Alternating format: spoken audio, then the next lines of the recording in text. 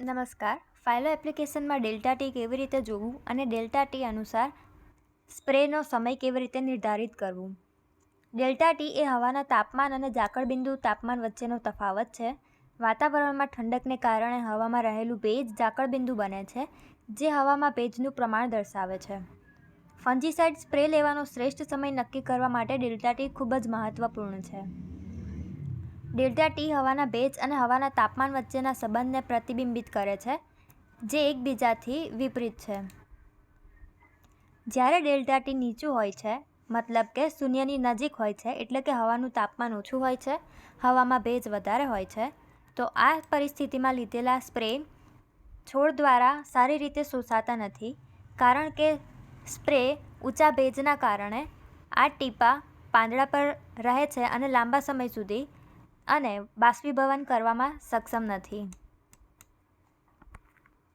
જ્યારે delta T ખૂબ ઊંચું હોય છે, એટલે કે 8 કરતાં પણ વધારે હોય છે, તેનો અર્થ હોય છે કે હવાનું તાપમાન ખૂબ ઊંચું છે, હવામાં ભેજ ઓછો છે અને આ સ્થિતિમાં સ્પ્રેના અણુઓ ઝડપથી બાષ્પીભવન કરે છે, જે સ્પ્રેની અસરને ઘટાડે છે. છંટકાવ માટે શ્રેષ્ઠ ડેલ્ટા ટી 2 થી લઈને 8 વચ્ચેનું છે. સ્પ્રેની અસર સૌથી વધુ હોય છે ત્યારે, કારણ કે ભેજ અને તાપમાનનું સંતુલન યોગ્ય છે, જેથી સ્પ્રેના ટીપાં ના તો ઝડપથી બાષ્પીભવન થાય છે કે ના લાંબા સમય સુધી પાંદડા પર રહે છે. તો સ્પ્રે કરતી વખતે અન્ય પરિણામો પણ ધ્યાનમાં લેવામાં આવે છે, જેમ કે પવનની ગતિ અને ભીના પાંદડા, પાંદડાની ભીનાશ અને પવનની ઝડપ. જ્યારે પવનની ઝડપ વધુ હોય છે, ત્યારે સ્પ્રેના ટીપાં હવામાં ઉડી શકે છે અને પાંદડા પર યોગ્ય રીતે સ્થિર થઈ શકતા નથી. તેવી જ રીતે, જો પાંદડાની ભીનાશ પહેલેથી જ વધારે હોય છે, તો સ્પ્રેની અસરકારકતા ઘટી શકે છે, કારણ કે પાણીનું વધારાનું સ્તર સ્પ્રેને પાંદડા સુધી પહોંચતા અટકાવી શકે છે.